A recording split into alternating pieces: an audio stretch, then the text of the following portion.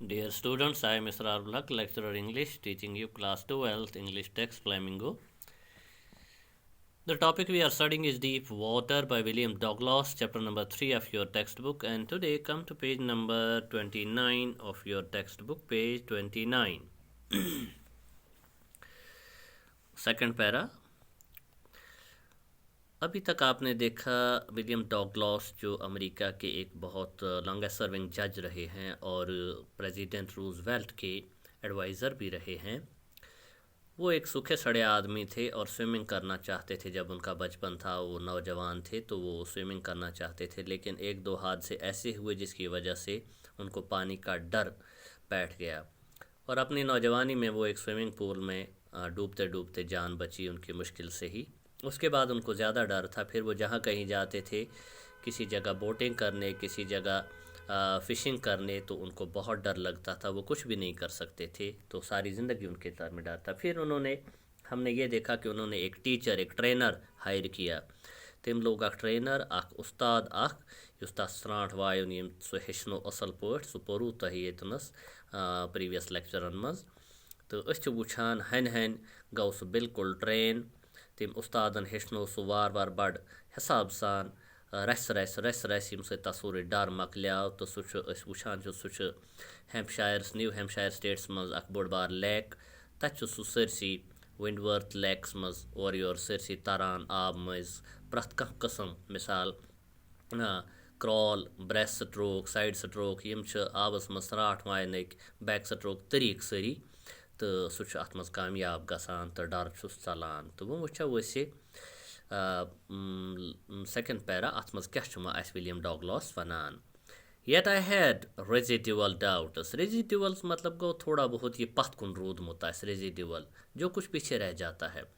Yet I had residual doubts. फिर भी कुछ मुझे थोड़ा बहुत शक था कि मैं अच्छा स्विमर हूँ या नहीं। At my first opportunity I hurried west. तो लिहाजा जैसे ही मुझको मौका मिला, अपॉर्चुनिटी मतलब मौका, जैसे ही मुझे मौका, hurried west, मैं वेस्ट चला गया। वेस्ट यानी यूएसए के वेस्ट साइड में, या जहाँ पर उसका अपना स्टेट है या कीमा, उसके वेस्ट साइड में। Went up the Teton to Conrad Meadows. तो ये टीटॉन क्या है? एक स्मॉल रिवर है जो कॉनरेड पहाड़ों मीडोज के एरिया में आता है। तो यह अख लकुट मकुट दरियाव अख द हरीड west went up the Teton. बस गोस हर पहाड़न मज टीटॉन दरियाव बट बट टू कॉनरेड मीडोज। तो हर वोत मीडोज यानी पहाड़ी इलाकस मज। मीडोज मतलब होता है बड़ बड़ घास मैदान आसन जंगलन मज। Up the Conrad creek. तो हर कॉनरेड क्रीक, क्रीक मतलब को तकोड़ ज़मीन। तो इस तकोड़ पहाड़, तो कॉनरेड इलाक, कॉनरेड इलाकस नाव, अत इलाकस मज creek. Trail to Mead glacier. अत पे हसा वोतुस बह trail to Mead glacier. Trail मतलब गो तथ वत पकुन, तथ वत पकान पकान वोतुस बह मीड ग्लेशियर इलाक यानी पहाड़ी इलाक में शीन। And camped in the high meadow by the side of Warm Lake. तो तथनस गसित वार्म लेक युस पहाड़ी इलाकस में, नाव तथ वार्म लेक, नत सह ठंडा आबद झील। तो तथ सदिस बटिस पे हसा त्रो मे ठिकान camp. The next morning I stripped. बिग दो सुबह, स्ट्रिपड मतलब गो पलव कड़न। मे सह कड़ पन पलव, dived into the lake. तो करम डाइविंग तथ लेक्स मज, वोट तथ मज, डाइवड गो वोट सन। And swam across. तो अपार यपोर लोगोस सरांठ वायने स्वैम, स्विमुक past and swim, swam, swum. Across गो अपार यपोर, बीच में आर पार। To the other shore and back. तो अत सरसी लेक युस बड़ लेक तथ हसा गोस बह अपर मज बटे। शोर मतलब किनारा, मैं दूसरे किनारे तक चला गया स्विमिंग करते हुए। एंड बैक, और फिर वापस आया, वापस आया। जस्ट एज डफ कॉप्रॉन यूज्ड टू डू। यथ पट डफ कॉपरानन हसो ओस, यथ पट डफ कॉपरान करान ओस।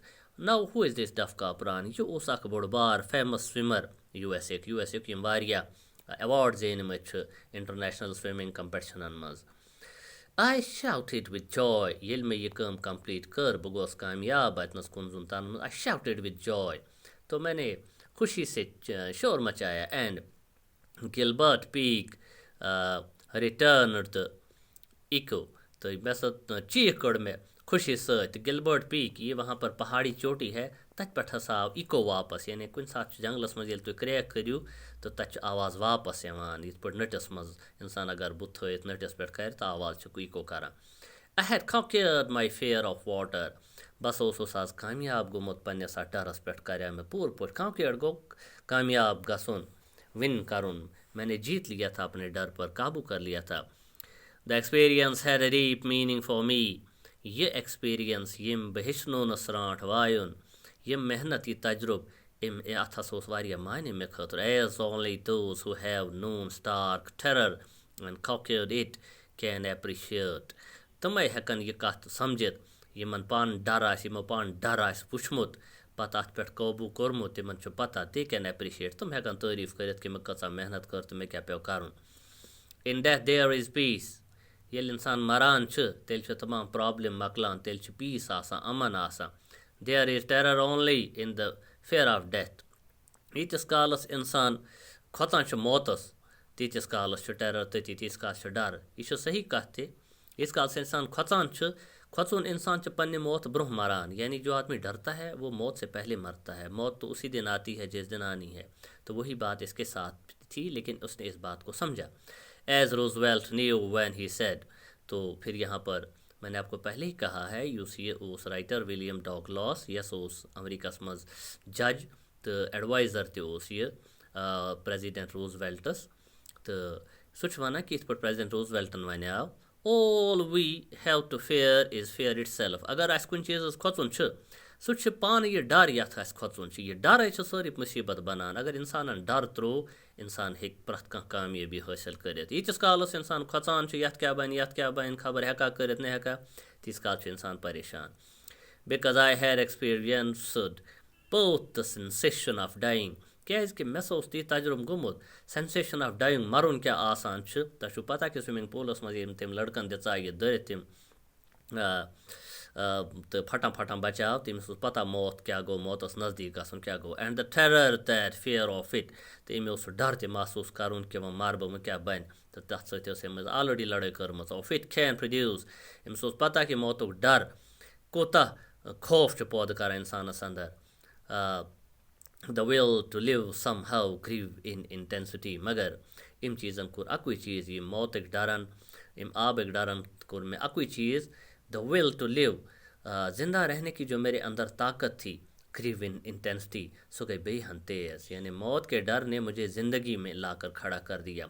मैंने मौत के डर पर फतह पाई. मैं हारनो ये डर तो बगोस ज़िंदगी कुन इंटेंसिटी मतलब को बढ़ती जी सान तो यानी ज़िंदगी हज चाहत हसा हरिया में अंदर के ना मे जिंद रोजुन डरित छन डरान छन मे मरुन के.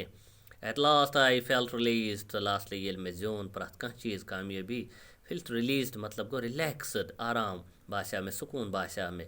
Free to walk the trails and climb the peaks वो बह खोचान के मुश्किल वतन खसनस ट्रायल्स गो मुश्किल वतन खसनस क्लाइंब द पीक्स पहाड़न खसनस and to brush aside fear द डर थ्रो में एक्साइड बिल्कुल. तो प्यारे बच्चों यहाँ पर हमारा ये लेसन कंप्लीट होता है. तो लेकिन यहाँ पे आपने देखा कि ज़िंदगी में पीछे नहीं हटना है. अगर आप डर कर पीछे हटेंगे तो फिर मौत और नज़दीक आती है और आप ज़िंदगी में कुछ नहीं कर सकते हैं.